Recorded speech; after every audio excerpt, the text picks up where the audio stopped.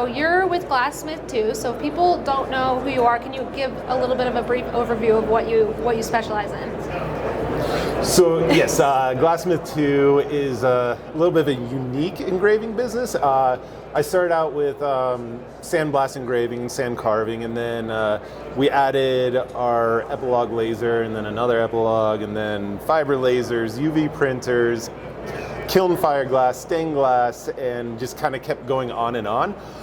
So with having so many different, I guess, machines that we had in-house, we kind of started specializing more so in custom awards and custom engraving markets. Yeah, wonderful. And so in that realm, in the awards and engraving, what are some of your top selling products, and then who's buying them? Who are your customers? So a lot of our customers have become local race companies. In, I think, 2009, 2010, we started doing awards for Ironman Triathlon as well. So we quickly became the official award supplier for Ironman North America. Okay. And then we also took over all of the Europe production as well.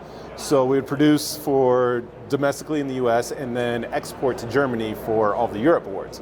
So with that, we kind of honed in on the awards market and what kind of went on there. So then other race directors would come to us for awards and help with their races. So that led into custom awards for them as well as finisher medals. Gotcha. Which okay. right now is great for that. Okay, wonderful. And so kind of outside of, the race and the sports realm, what are some other markets that maybe other laser engraving shops can explore, tap into?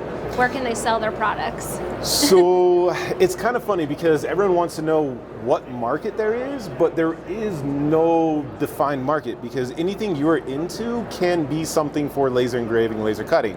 My kids got a betta fish, and now I'm looking at the aquarium tanks and how to alter them using laser cut acrylic because you can use that for the aquascaping lids and fixing problems there. So anything you're interested in or passionate about is essentially what your market can be. I like repeat business, so that's where the race awards and finisher medals are great because the events are every year, so then they're coming back to you and looking for that same quality and production time. So yeah, definitely. Definitely worth looking at. Absolutely. Awesome. So kind of backtracking just a smidge here, your grandfather was a glass etcher, so can you kind of explain how that impacted kind of where you are today and your business? So my grandfather was Wiley Smith. He passed away now. So he had the Glassmith, and that's how we became Glassmith 2, is to kind of honor him. And so we grew up, my sister and I grew up always seeing his engraving, going to his shows. So like the Denver Botanical Gardens, the first thing I remember of that place is going to my grandpa's booth and just seeing it and being mesmerized by what he was doing in the space he was in. And then I think it was, 1985, I engraved my first beer mug. Oh my gosh. I was like 5, but That's it fit. epic. So yeah. So I've always been around it and always just in awe of the work. And then he also did stained glass as well. So that kind of led me into that, and it got me addicted, honestly. And so that was just the only thing I wanted to do. So then we started the sandblasting. I had him show me officially how to do it for about 1.5 years while I was on break from Penn State, and went back, used my excess tuition aid, and bought my first cabinet and my Razis electrolyte, which I still use today. So That's it's awesome. perfect. Yeah. Okay, you're like, I'm going to switch gears. This is what I'm doing now. Yes, everyone else is applying for internships, and I'm trying to sell Penn State awards. That's awesome. That's awesome. So you started Glassmith in 2002, correct? Correct. Yes. Okay, so you're 20 years this year. It's yes. huge. That's a huge Yeah. accomplishment. So obviously you've seen your fair share of challenges in those 20 years. So what was the pandemic like for you, and kind of how did all those years in business help you survive, basically? So I guess it kind of ties back to everything is your market idea. So if you have that mindset, you're not stuck on the one thing. So say you only did awards and the pandemic hit and it shut down all the awards, then you're kind of done. So with that mindset, we pivoted as fast as possible, and knowing that you had to be essential to be open, and seeing there was a need for the face shields for hospital supply chains, we teamed up with Make for Colorado, make for COVID, and then supplied all the hospitals with the PET G supply as well as the face shields for them. Okay. So then with that, we also teamed up with the Civil Air Patrol to do deliveries to remote Colorado hospitals. So everybody got supplies. So kind of being able to quickly pivot and see other opportunities in other areas and open to try it is key. Definitely. And so kind of on the topic of pivoting a little bit, so you actually own another business called GS2 Awards, and that is on the wholesale supplier side. You offer products, acrylic sheet and wooden sheet as well. So kind of how did you decide that you wanted to be on both the shop side and the supplier side, and what has that been like? So it's fun. I love it. I wanted to make the pivot because we got to a point where we felt like we knew so much about what we were doing and the processes that we were using that it almost felt like we were trying to protect a trade secret, which is against everything in my heart. So I wanted to teach everyone else how to be successful, profitable, and kind of guide them along the way as well. So with that, and all of the, industry connections that we've had and supplier connections, it made sense for us to be able to offer everything that's been tried and true to our now new customers and guide them on how to do it right and help them be as successful as we were. Yeah, definitely. So I love it. Awesome. Yes. Yeah, and you probably have a little bit of a unique experience. So what have you learned about each side being on both sides? You have a look behind the supplier side and a look behind the shop side. So what have you learned, and how has it changed maybe how you have interacted with your customers? So it was great starting out as a true engraving shop because we know the deadlines, we know the stresses that happen, we know my laser's not working at 3 a.m. What do I do? And so I actually, the Facebook page that we have for GS2 Awards, if you message it at 3 a.m., my phone goes off and I reply to you.